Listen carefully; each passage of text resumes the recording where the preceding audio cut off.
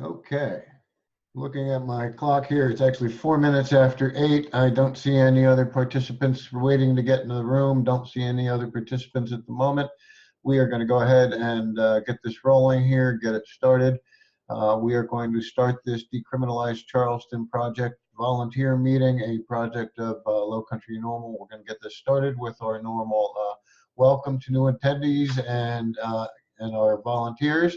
Our disclaimer, as always, is all meetings are an environment of education and awareness and not an open market for the sale, purchase, or distribution of cannabis. We do not encourage or condone illegal behavior of any kind. Again, welcome for coming. This is the April 2nd meeting of the Decriminalize Charleston project. Again, a project of Lowcountry NORML right here in Charleston, South Carolina. Last week's meeting, I did record for posterity, but what I found was as much as the software from the Zoom company worked properly, apparently my microphone was not kicked in properly. Speaking of that, I better get an earphone in just in case somebody chimes in so I can hear it.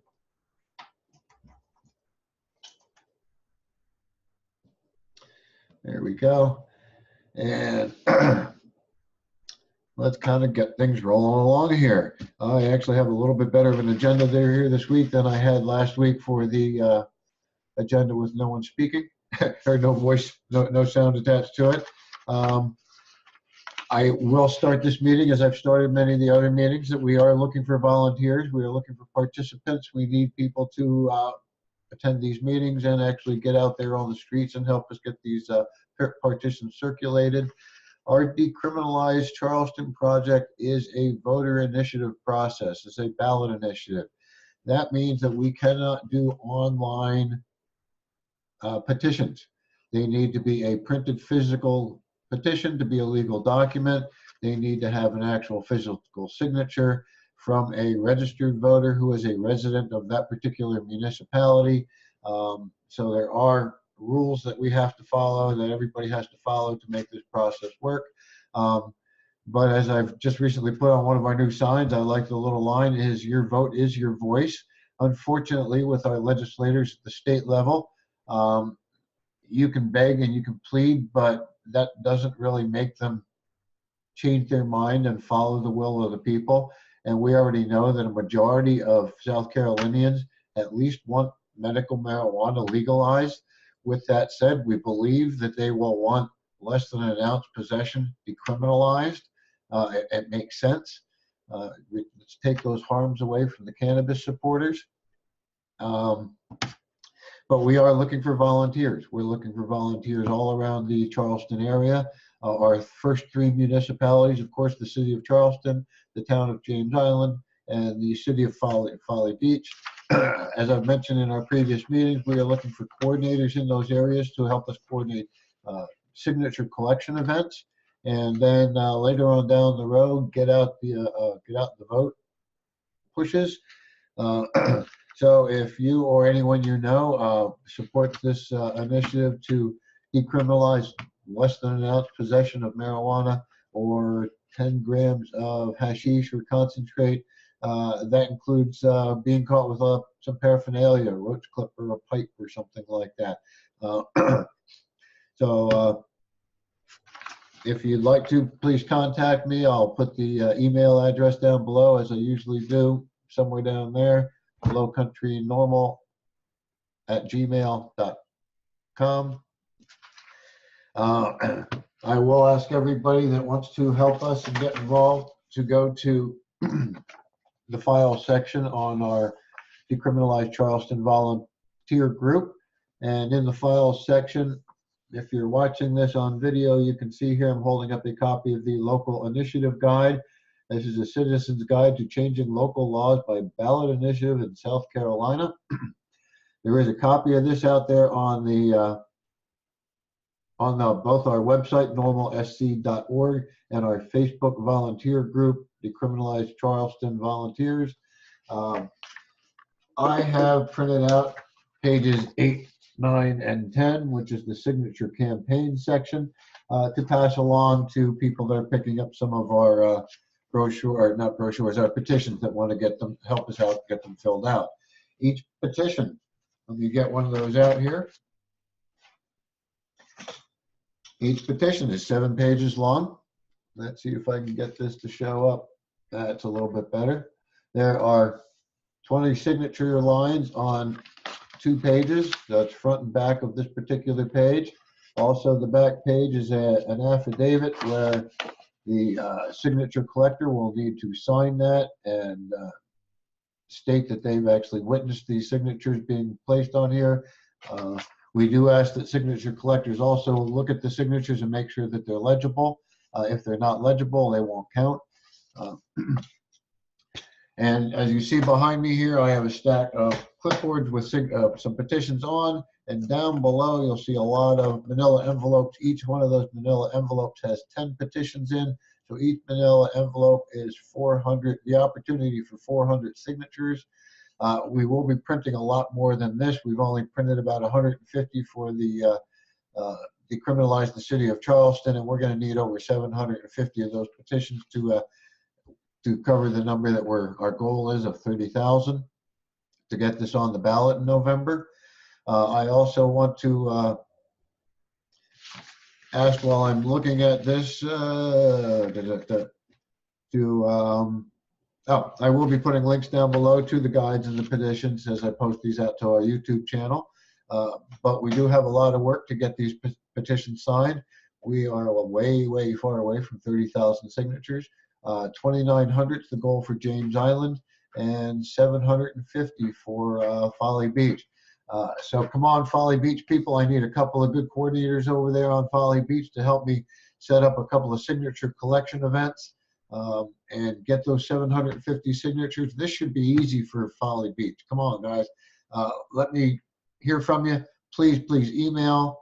That's the best way to contact us. Email Lowcountry NORML @gmail.com. And I'll stop begging about that for the moment. I might get back to that in a moment. But those are the petitions. Those are some of the documents that we have that we'll ask you to read as you start to begin to help us volunteer and collect signatures. Next thing I do want to talk about on the agenda, and as you all know, these meetings don't last real long, so our agendas are going to be pretty quick. Sign making. I have been a busy little guy every now and again when I get a chance. I've made a couple of signs. Our Decriminalize Charleston sign you may have seen a couple of times on Facebook and Instagram. I've put some arrows on the back of some signs so that we can direct people into parking areas or wherever our signing table might be. Real quick and simple, sign our petition. If we're out on the side of the road, let's have them honk for hemp. As I mentioned earlier, your vote is your voice. Sign our decrim petitions. And that's about as far as I've gotten with these so far. Again, I could use some help making some of these signs. What I've done is gone to Walmart and picked up some stencils, little kitty paintbrushes, box of markers, and some paints. We have left over from our 420 event this year some 5-packs of poster board, probably about, I think we have 30 sheets left, 6 5-packs. So I sure could use y'all to come on out and help us make up some signs. Visit me here at my home maybe, or as a couple of people have picked up a 5-pack, gone out to Walmart and picked up their own paint and markers or whatever it was, and they're in the process of making some signs.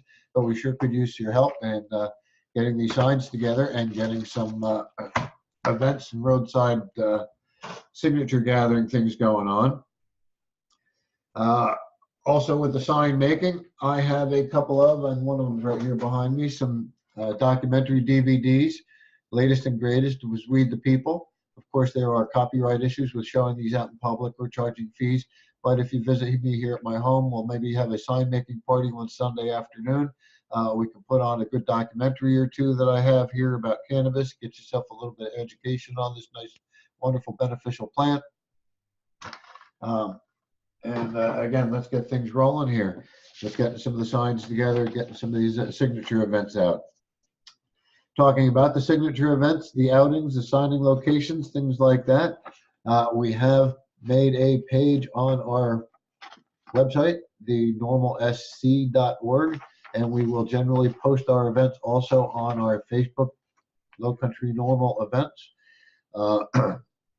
There are 3 brick and mortar locations where people can go and sign the petitions currently. It is Island Tobacco on Folly Road. Don't have their address in front of me. I don't have any of these actually in front of me. Rob's Barbershop on Harborview Road, and down at Cloud9 Vape and CBD Shop on Folly Beach. Please get into those locations and sign those petitions if you haven't already. We have another event scheduled for April 13th. That's April 13th, a Saturday morning from 8 a.m. till about noontime. Again, we're going to do this at Ellis Oak Park. That's right near the IHOP and the Lowe's on James Island. Good visibility area, very hard for people to come in and pull in. We did have some folks definitely excited to see us there and came up and signed our petition, though we didn't have big numbers. And I'd like to maybe find some better locations, but currently we have permission from the IHOP managers to allow people to pull into their lot and get out of their cars and walk across the corner of the park and come over and sign our petitions at the edge of the park. And that's one of the things I want to make sure of, is that we're not trespassing on anybody's property or asking our signers to inconvenience any local businesses or parking lot owners. If you happen to know a business, a church, anywhere that happens to have a good-sized parking lot next to a rather busy place in the city of Charleston, again, business, I don't know what else would have a large parking lot. I don't think schools would necessarily let us out and using the edges of their parking lot. But if you happen to know some locations where we can sort of direct people into the edge of a parking lot, have some of our clipboard holders, signature collectors inside that area, and some outside that area to direct folks in, get them to sign, and then maybe loop out a back exit and make it a real nice traffic pattern. We would love that. But for now, April 13th, put that on your calendar. And it's going to be, I'll be there by 8 a.m. We'll be there till about noon, walking back and forth on the sidewalk. There's some sidewalk space across the street in front of the Harris Teeter. We wouldn't mind some hot sign holders over there directing people over in our direction. Make it easier for the folks on that side of the road to read the signs. That is our next event. And last thing I have on my list of little agenda tonight is some donation tins. We had this out with us the other day, and actually I forgot to take it out. We got $22. Look at that. Somebody gave us a $20 bill for our donations for, again, printing needs, sign making needs. We're going to need some signs down the road as we get to the get out the vote portion of it. Actually starting to run a little bit low on paper here, and I know I said I'd donate the paper, but might have to tap out about $30 or so somewhere along the way if we can to buy another box of paper, since we've pretty much gone through mine. We'll see about that. Anyway, if you happen to have any oatmeal tin type things like this that we can just print out a little label on the front, this is donations, and get these with each of our teams out there as they're out collecting signatures. Hopefully they can collect up a couple of donations. Unfortunately, we are a 501c4, which basically is a group that is allowed to do political lobbying. And because we're allowed to do political lobbying, the government says those donations to us will not be tax deductible as gifts. There are some circumstances where you can donate to a 501c4 and get a write-off if it's part of your normal business processes, something like that. I'm not a tax attorney. But again, we could use some of these little tins. I think my wife stopped eating this oatmeal, so I don't have any more of these.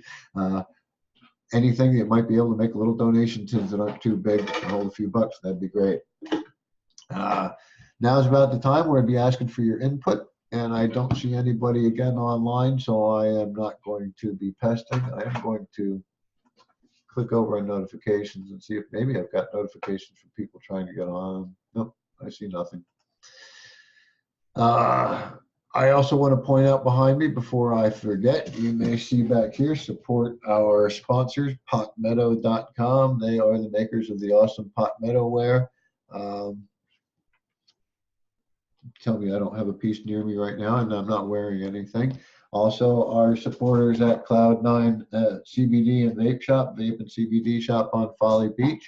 If you'd like to be a sponsor or supporter, please contact us. Again, our email, lowcountrynormal@gmail.com. Don't forget to join and donate on our website, normalsc.org. I look forward to hearing anybody that wants to get out there with me, and I know some folks think it's a little bit crazy to stand out there on the side of the road with signs. Oh, I wanted to show you my little backpack that I've been wearing. I actually have inside some more clipboards and petitions, sign attached to the back of it, pocket for my water bottle, and some bug spray on the other side.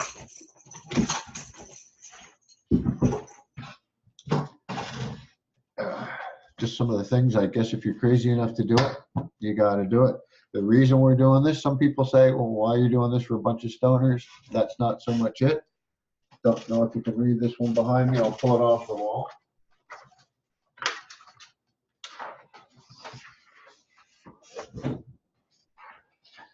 Most recent statistics that we have: South Carolina marijuana arrests 2014, 15, and 16. You can see those numbers are over 15,000 people arrested for possession each of those years.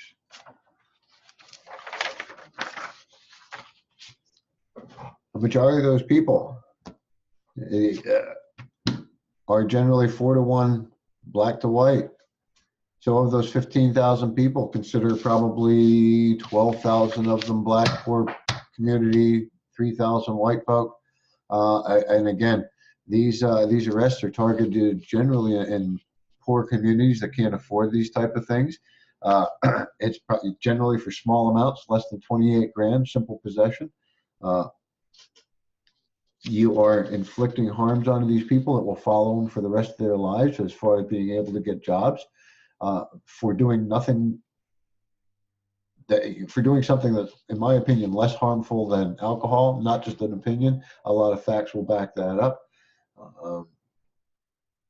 And I do not believe that the medical marijuana laws, if they pass in South Carolina, are going to do anything for those people that have been targeted in these arrests. These arrests are not the people that be getting green cards. And I don't believe South Carolina law enforcement is going to let those numbers drop, especially because the medical legislation is looking to increase the harms that are inflicted upon cannabis consumers that are caught with small amounts of marijuana if they don't have their medical card. Fines up to $1,000 if you say something as simple as, "Oh, dude, it's like my medicine," or, "Oh, I'm a patient," and then they find out you're not. Those numbers from $100 to $1,000 first offense for under 28 grams. Absolutely ridiculous. I was going to end this meeting a minute or three ago. I went off on a little bit of a rant. I do apologize. Again, remember, support our sponsors, donate, come on, reach out and volunteer. Help me with this. I really can use some help. 30,000 signatures is a lot. Places like Daniel Island, I'm clueless. I've never been there. Or I think maybe I drove through the area once so far in the 3 years I've lived in Charleston area. So please reach out and help. I really could use it. Thank you, folks. Have a great night. I will be back here again next Tuesday, 8 p.m., like every Tuesday, 8 p.m. on our Zoom meetings. And I hope to see you right back here. Thank you.